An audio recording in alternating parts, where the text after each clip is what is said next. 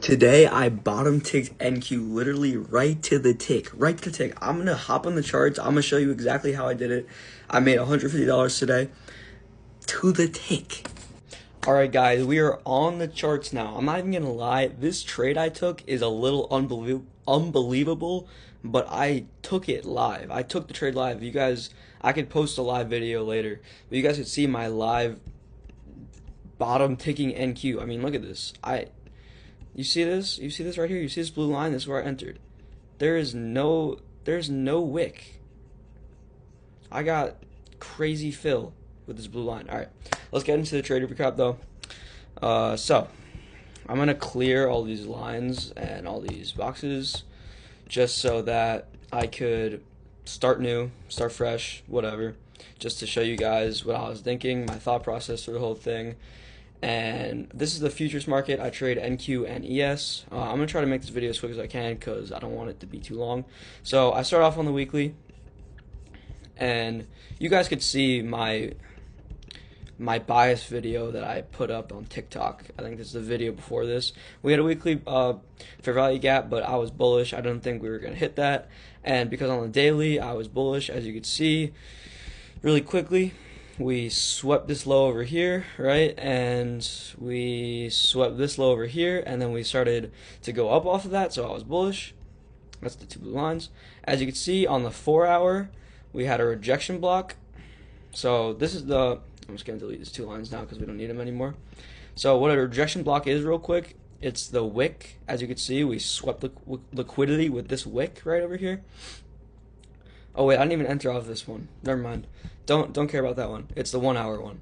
See how we swept liquidity on the 1 hour here? Well, actually first 4 hour. We swept liquidity of this 4 hour low. Let me mark that out right now. We swept liquidity this 4 hour low. We see that wick? That's a big wick. That's a rejection block. However, we didn't tap into it. We tapped into the hourly one, but I'll get into that later. We reversed.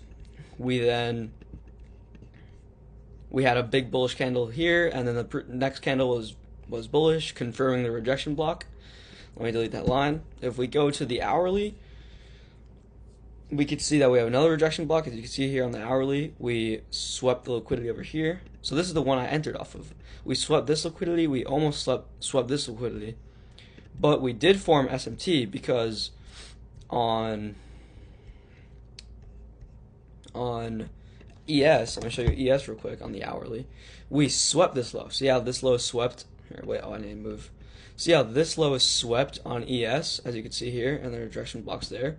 But then on NQ, this low is not swept, and you can see we have that means we have SMT, which is manipulation move, which told me that we're gonna go up. So I want to mark out the rejection block, which is the wick of that sweep of liquidity, right? And you could see that tap. So usually I'll enter, so if we remove that, I only enter with a blue line, right? So I draw my blue line right at the bottom. You can see I have it's right at the blue line. There's nothing. I put it at that hourly body of the candle, right? Go down to 15-minute, whatever. So 15-minute, you could definitely see that we had a London manipulation, right? And then we had London manipulated, then reversed up, and we started filling this new week opening gap, which was really good. And so I wanted to see New York continue up, right? Now, we hop down to, so all I wanted to see was now this app when New York opened, which was here, right? New York opened over here. I wanted to see us come down into this 1 hour rejection block, right? So I put my limit order here. I mean, you could see. Look at that. What is that? Take out the measuring tool from here. Wait. It's like, look at that, bro. Come on. You cannot get any better than that. You cannot get a better entry than that. I mean, insane entry. Like, I have never gotten an entry like this. I honestly just started adding rejection blocks to my strategy because it fit my strategy pretty well already. But like, you cannot get a better entry with than that. I mean, it's just plain and simple. So right, you take your long position. Oh, and where I put my stop loss, if you would ask, is at the end of that hourly rejection block, which is here, right? Because that's the end of the wick.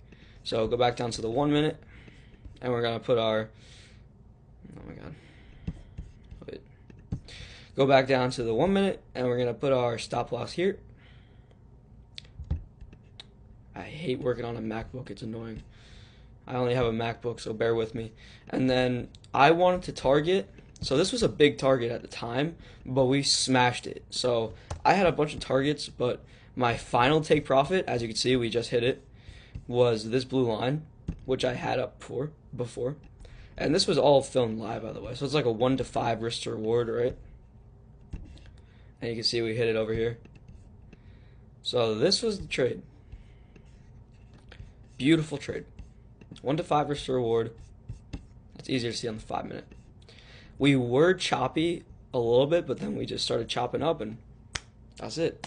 So I think that I covered everything. That's the end of the video. There's the 1 to 5 risk to reward, absolute bottom take on NQ. I think that's it.